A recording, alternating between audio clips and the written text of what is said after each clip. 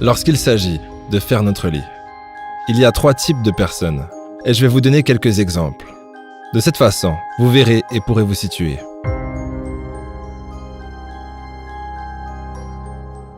Alors, nous allons prendre cette même personne et nous allons la placer dans 3 situations différentes.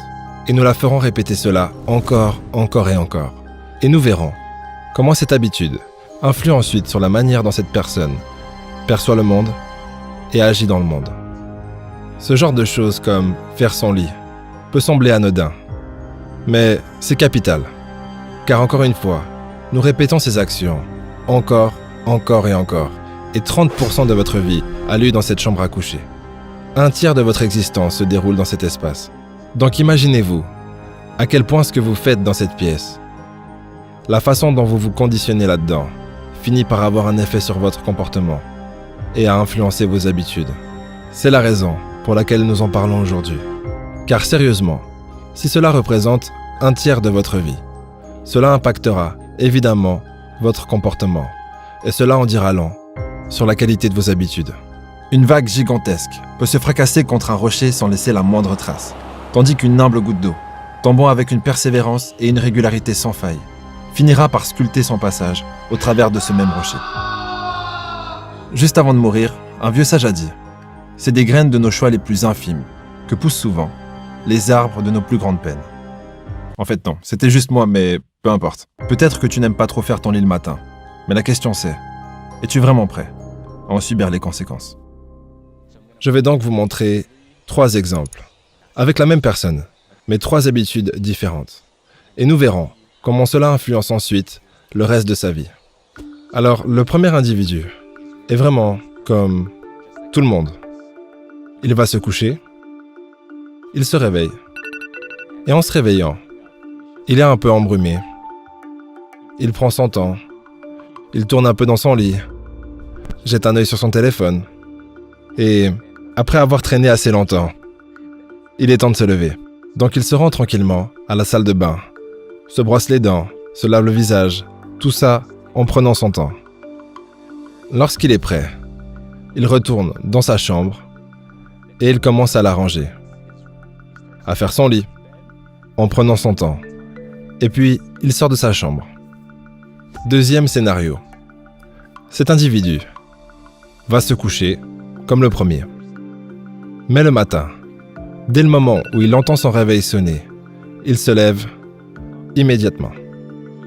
Après s'être levé, il fait son lit impeccablement, range toute la pièce, puis se rend aux toilettes, se brosse les dents, se coiffe, et enfin, il quitte la pièce. Scénario numéro 3. Cet individu va au lit, et au réveil, il prend simplement son temps. Quand c'est le moment de se lever, comme les autres, il va aux toilettes et il se brosse les dents. Ensuite, contrairement aux autres scénarios, il ne retourne pas dans sa chambre et il part simplement. Il franchit la porte et il ne revient pas dans sa chambre. Encore une fois, ces 3 personnes sont la même personne, adoptant 3 habitudes différentes, 3 modes de vie différents. Et ces différences ont évidemment un impact. Je le répète, nous faisons ceci encore et encore. Et 30% de notre vie se passe dans la chambre à coucher, donc ça aura une influence sur nos habitudes. Alors la question qui se pose, c'est qu'est-ce que faire son lit révèle?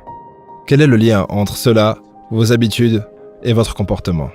Eh bien, c'est le fait que nos actions ont des conséquences. Elles ne sont ni bonnes ni mauvaises, mais elles ont des conséquences. Elles ont un impact. Et pour la première personne qui se réveille, qui prend son temps, qui va à la salle de bain, puis finalement, après un moment, revient et finit par faire son lit avant de sortir de sa chambre. Et l'habitude que cette personne va cultiver, c'est la procrastination. Ainsi, en raison de la façon dont cette personne fait son lit, lorsqu'elle sort dans le monde, va au travail ou à l'école, c'est là que le schéma se répète pour les devoirs, les projets de groupe ou n'importe quelle petite tâche. Ensuite, elle se dit « Je suis tranquille. Je vais juste prendre mon temps. Il n'y a pas d'urgence. Je vais attendre jusqu'à la dernière minute pour faire ce que j'ai à faire. Et c'est ainsi que cela se manifeste dans la vie quotidienne de cette personne. Pour la deuxième personne, celle qui se lève immédiatement, sans appuyer une fois, ou même une deuxième fois, sur le bouton snooze. Elle se réveille et a l'habitude de faire son lit immédiatement, puis d'aller à la salle de bain et de sortir. Et elle ne revient pas dans la chambre avant de devoir se coucher le soir. Cette personne développe l'habitude de savoir comment résoudre les problèmes, facilement et clairement. Elle identifie les problèmes et les résout étape par étape. Elle prend un problème, elle le résout, le met de côté, puis passe au suivant. Et c'est propre. Donc ce n'est pas désordonné.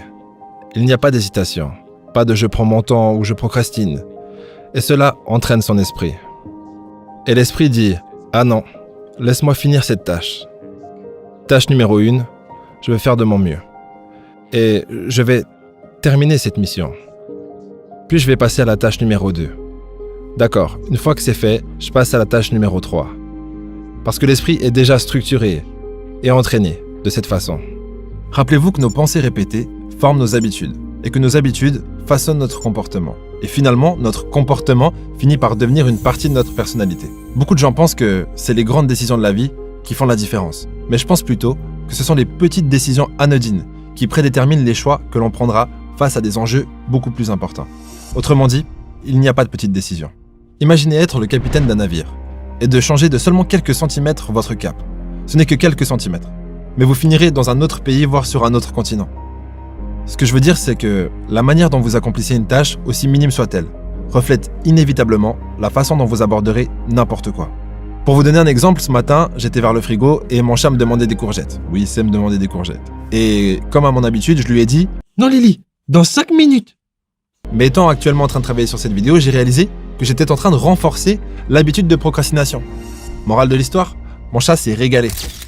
Et il n'a même pas eu à attendre. Mais plus sérieusement, le truc c'est que dans une journée, on fait face à des dizaines voire des centaines de moments comme ça qui semblent sans importance. Mais pourtant ces moments définissent continuellement qui nous sommes. Scénario numéro 3. Cette personne, encore une fois, après s'être réveillée, elle va prendre son temps. Elle va aux toilettes, comme je l'ai dit, puis elle sort. Contrairement à tous les autres, elle ne fait pas son lit. Elle ne ressent pas le besoin. Et qu'est-ce que cette personne cultive? Quelle habitude? Quelle caractéristique? En réalité, cela révèle que cette personne développe l'habitude d'être négligente. Elle développe une habitude à se dire « Je n'ai pas besoin de faire mon lit. Je vais revenir ici de toute façon. Quel est l'intérêt ?» Ça reste le même endroit pour dormir. Ça ne change absolument rien. Je reviendrai ici ce soir de toute façon. Alors, pourquoi faire 2 fois le travail? Je le laisse comme ça. Et cette personne développe cette attitude. Et cela peut être dangereux, mais ils n'ont pas conscience que cela se transcrit sur d'autres aspects. Donc, ils développent ce je m'en foutisme. Et quand ils sont avec leurs amis, ils se disent qu'ils peuvent dire tout ce qu'ils veulent ou faire tout ce qu'ils veulent.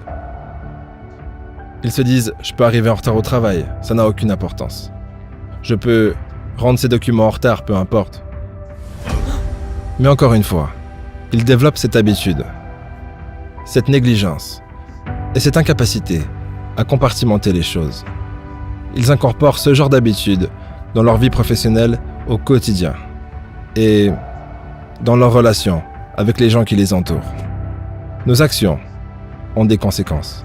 Je le répète, il n'y a pas de jugement sur votre mode de vie. Ce n'est ni bon ni mauvais, c'est à vous d'en juger. Mais en réalité, ces choses que nous faisons ou ne faisons pas, ces choses influencent nos habitudes, qui se répercutent dans notre vie quotidienne et nos interactions.